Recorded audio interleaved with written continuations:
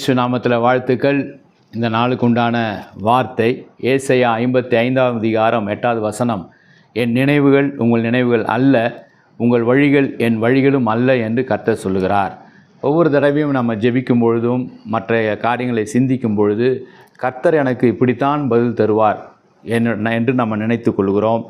அந்த நினைவிலே நம்முடைய சிந்தனைகளை நம்ம பதித்து விடுகிறோம்.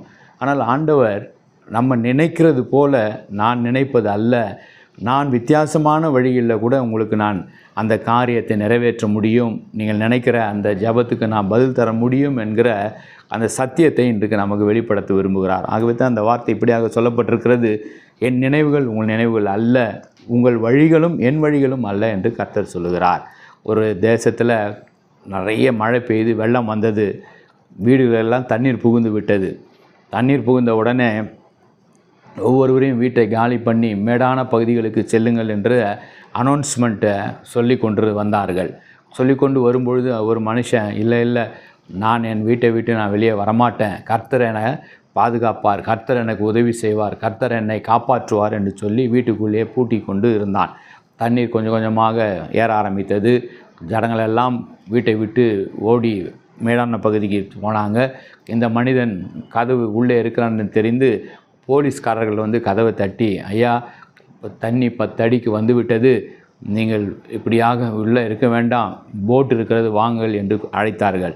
அப்பொழுதும் அவன் சொன்னான், இல்லை கர்த்தரிடத்தில் நான் ஜெபித்து கொண்டிருக்கிறேன், என் தேவன் என்னை பாதுகாப்பார். அவர்களும் திரும்பி போய்விட்டார்கள். தண்ணீர் மட்டம் உயர ஆரம்பித்தது. இவன் ஓடி மொட்டை மாடிக்கு ஓடினான். மொட்டை மாடியில் ஏறி நின்று கொண்டிருந்தான். மொட்டை மாடியில் நின்று கொண்டிருக்கும் பொழுது தண்ணீர் வீடு முழுகிற அளவுக்கு வந்து கொண்டிருக்கிறது.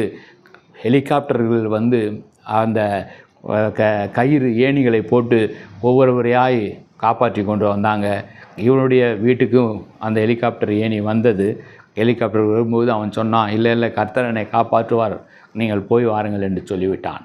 தண்ணீரில் மூழ்கினான், மரித்து போனான், பரலோகத்துக்கு போனான். ஆண்டவர் இடத்துல போய் தேவதூதரிடத்தில் கேட்டானாம், ஐயோ நீங்கள் காப்பாற்றுவீங்கன்னு நினச்சினேன், என்னை காப்பாற்றவே இல்லையே என்று சொல்லும் பொழுது ஆண்டவர் அவனை பார்த்து சொன்னார், உன் ஜபத்தை கேட்டு தான் நான் போலீஸ்காரனை அனுப்பினேன், அவர்கள் பேச்சை நீ கேட்கல, நான் படகை அனுப்பினேன், அப்பொழுதும் நீ வேண்டாம் என்று சொன்ன, ஹெலிகாப்டரை அனுப்பினேன், இதெல்லாம் செய்தது நான் தானப்பா செய்தேன், நீ ஏன் நீ அதை பயன்படுத்தலை, ஆகவே தான் நீ இங்கே வந்து விட்டாய் என்று சொன்னாராம்.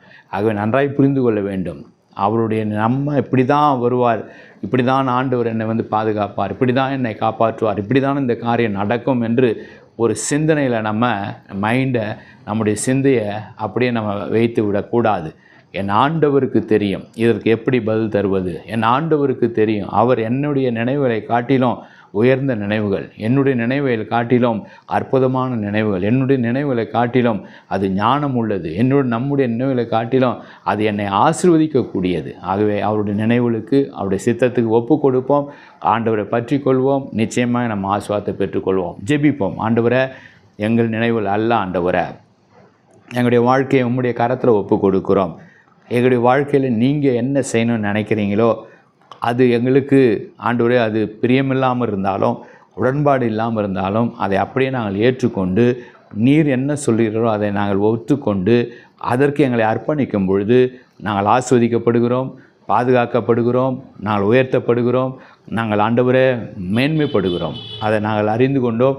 எல்லா காரியங்களிலும் உம்முடைய நினைவுக்கு, உம்முடைய வழிகளுக்கு எங்களை ஒப்பு கொடுக்கிறோம். இயேசுவின் மூலமாக நல்ல பிதாவே, ஆமேன். God bless you.